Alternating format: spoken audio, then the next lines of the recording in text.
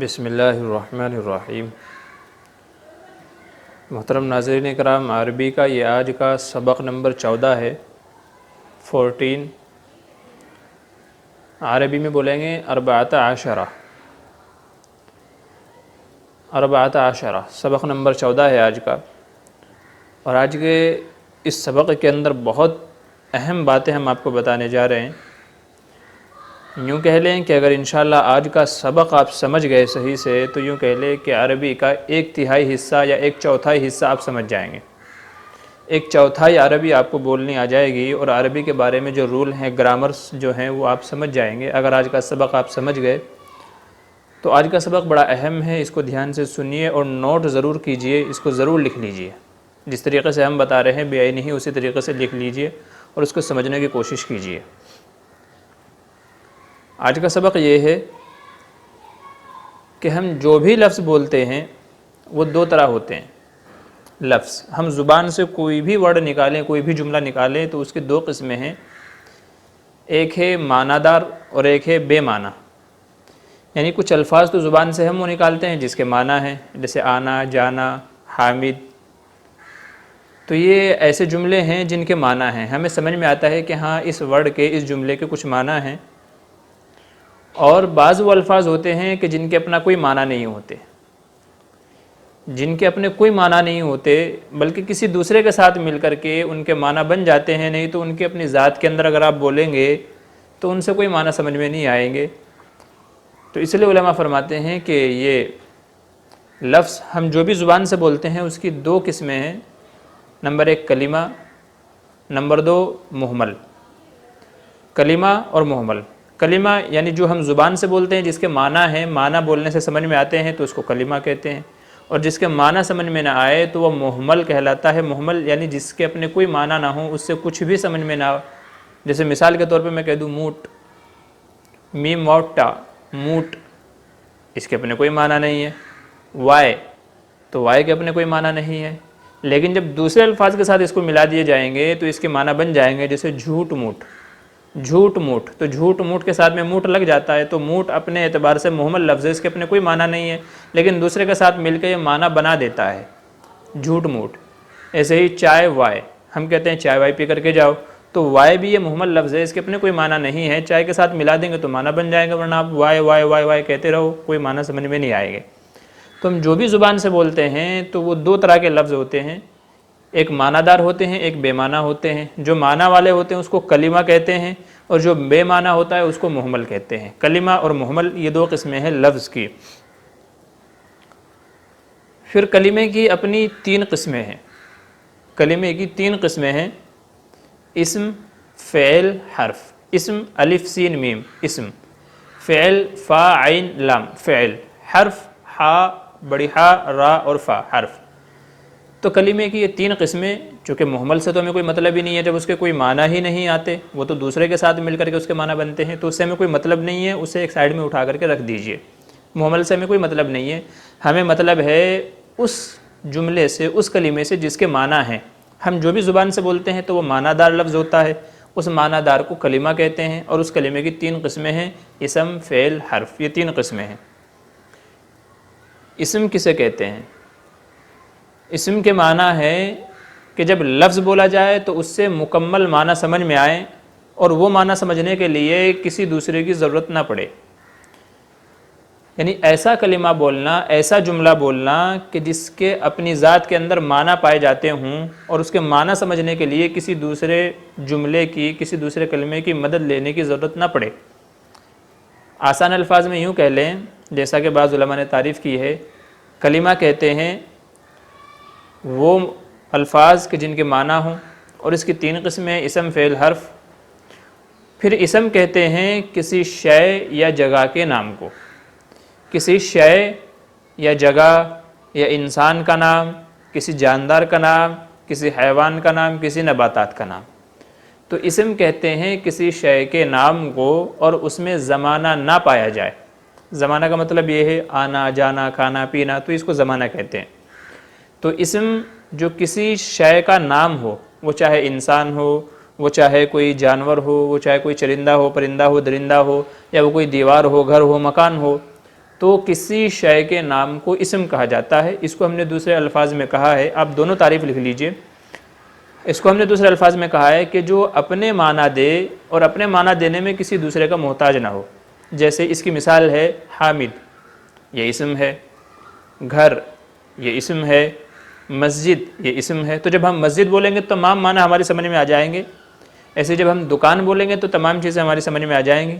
ایسے ہی جب ہم کوا, طوطا, کبوتر, یہ الفاظ جب ہم بولیں گے تو ہمارے سمجھ میں آ جائے گا. ہمیں کسی اور لفظ کی ضرورت نہیں پڑے گی ان کو سمجھانے میں, اور ان کے اندر کوئی زمانہ بھی نہیں پایا جاتا. تو جس کلمے سے معنی سمجھ میں آ جائیں اور کسی دوسرے لفظ کی اس میں ضرورت نہ پڑے, نیز اس میں زمانہ نہ پایا جاتا ہو. دوسرے الفاظ میں یوں کہہ لیں کہ جو کسی شے کا نام ہو تو اس کو اسم کہتے ہیں. جیسے اس کی مثالیں بتائی, گھر, مسجد, دکان, درخت, کبوتر, طوطا, مینا, حامد, ایسے ہی حمیدہ, ایسے ہی شاہین. تو یہ تمام چیزیں کیا ہیں, اسم کے اندر داخل ہیں. تو پہلی قسم ہے اسم. اسم کا اس کی تعریف کرتے ہیں کہ جو کسی شے کا, جگہ کا, نباتات کا, جمادات کا, چیزوں کا جو نام ہوتا ہے اس کو اسم کہتے ہیں آسان الفاظ میں. دوسری قسم ہے فعل. فعل کہتے ہیں کہ جو اپنے معنی دینے میں غیر کا محتاج نہ ہو لیکن اس میں زمانہ پایا جائے. جس میں زمانہ پایا جائے اس کو فعل کہتے ہیں. جیسے آیا, گیا, جانا, کھانا, پینا, اٹھنا. تو یہ تمام چیزیں زمانے پر دلالت کرتے ہیں. زمانے پھر آگے اس کی قسمیں ہیں آگے. تو جس کے اندر زمانہ پایا جائے, آیا مطلب کسی وقت تو آیا ہوگا, گیا مطلب کسی وقت کسی زمانے میں گیا بھی ہوگا, کھایا پیا, تو یہ سب کے سب ایسی چیزیں ہیں جو وقت اور زمانے کے اوپر دال کرتے ہیں لیکن ان سے معنی بھی مکمل طریقے سے سمجھ میں آ رہے ہیں. کھانا کھایا تو ہم کو سمجھ میں آ رہا ہے, پانی پیا تو ہم کو صاف سمجھ میں آ رہا ہے. تو کسی دوسرے لفظ کے ملانے کی ضرورت نہیں ہے. تو فعل کہتے ہیں کہ جس سے معنی سمجھ میں آ جائیں مکمل طور پہ, کسی اور جملے کے ملانے کی ضرورت نہ پڑے اور اس کے اندر زمانہ پایا جائے. جیسے آیا, آنا, کھایا, کھانا, پینا, پیا, جانا, گیا. تو یہ تمام چیزیں فعل کہلاتے ہیں. تو پہلی قسم ہے اسم, دوسری قسم ہے فعل, اور تیسری قسم ہے حرف. حرف کہتے ہیں کہ جس کے اپنے کوئی معنی نہ ہو, اس کو معنی پیدا کرنے کے لیے کسی دوسرے جملے کی ضرورت پڑتی ہو. یہ بہت اہم ہے.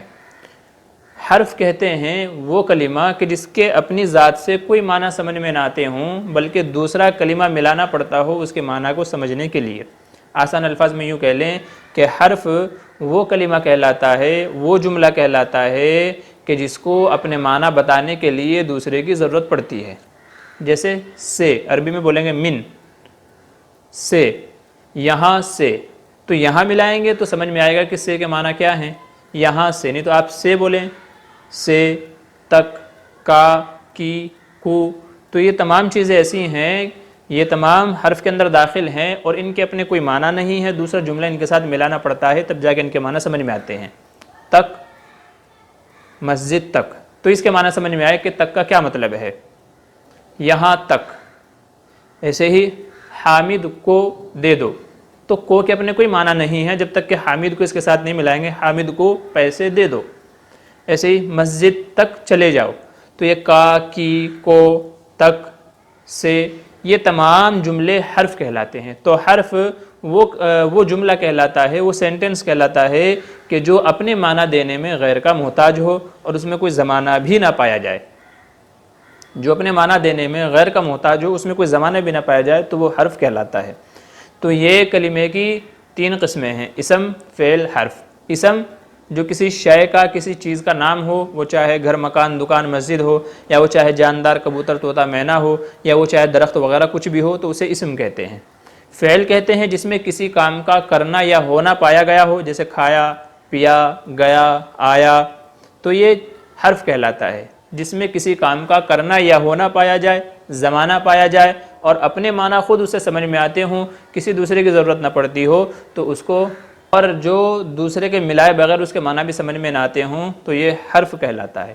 تو ہم جو بھی جملے بولتے ہیں وہ انہی میں سے کسی ایک قسم کے اندر ہوں گے.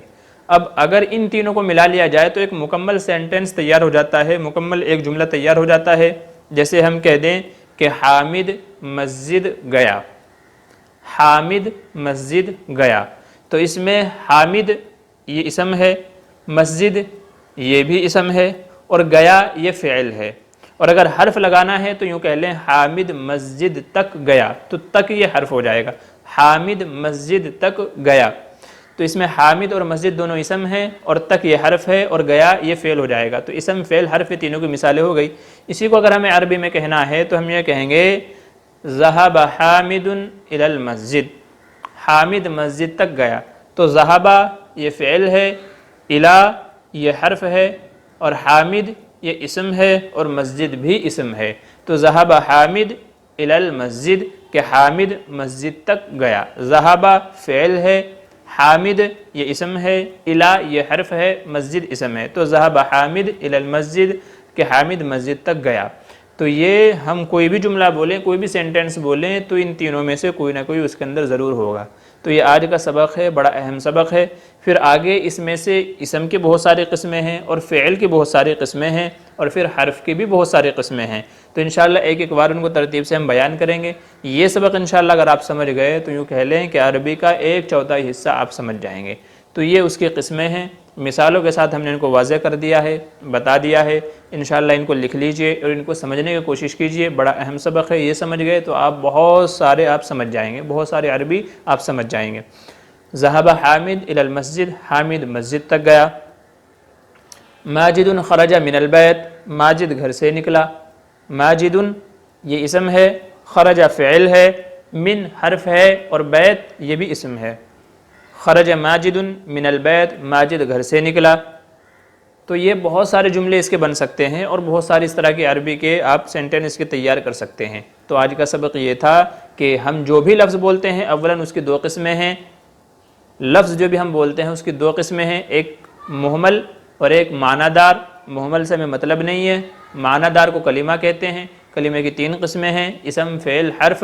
اسم کہتے ہیں جو کسی شے یا جگہ کا نام ہو اور اس میں کوئی زمانہ نہ پایا جائے، فعل کہتے ہیں جس میں کسی کام کا کرنا یا ہونا پایا گیا ہو جو معنی دیتا ہو اور اس میں کوئی زمانہ پایا جائے، اور حرف وہ ہے کہ جس میں نہ زمانہ پایا جائے اور نہ اس کے معنی دوسرے کو ملائے، اسم یا فعل کو ملائے بغیر مکمل ہوتے ہوں۔